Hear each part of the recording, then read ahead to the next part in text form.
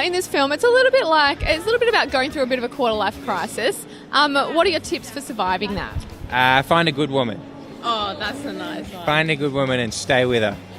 And Tiffany, what do you think? I agree with him. Yeah, exactly. No, we're good. Behind every great man is a great woman. Now, Rachel, as an Aussie that's gone and made good in Hollywood, So is this one.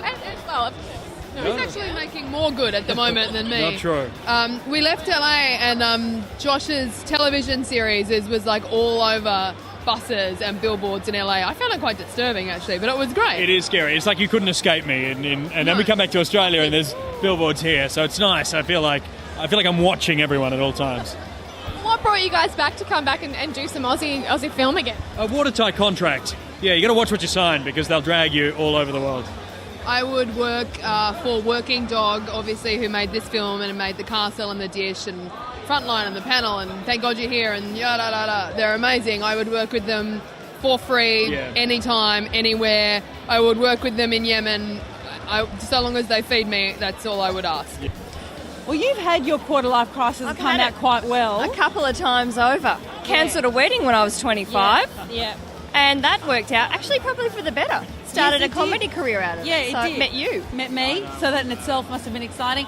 I reckon you go through them every sort of 9 years. You know, what's the Saturn return? Every 8-9 years that thing happens. So I reckon most people kind of go, I'm about to turn 30, I'm about to turn 40, I'm about to turn 50. So there's a funny line in this film where he says, I think I'm having a midlife crisis, and Rob Carlton says, what, at 28? Get out. So, but I guess when you're 28 and 30's around the corner, you get a bit nervous.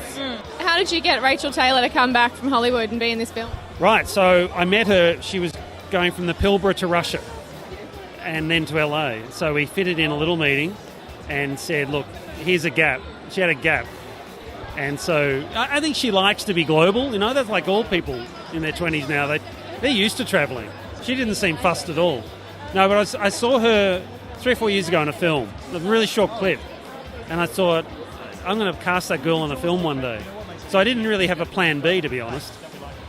And was it maybe the lure of hooking up with Josh that brought her over, do you reckon? Well, I don't know that they necessarily naturally got on prior to the movie. You know, I don't think they really knew each other. And but they did get on, from all reports. Not that they tell me, but they seem fond of each other. You're responsible for bringing them together. That must make you proud.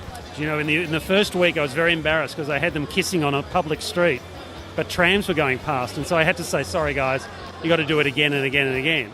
Now, speaking as a guy, that's kryptonite.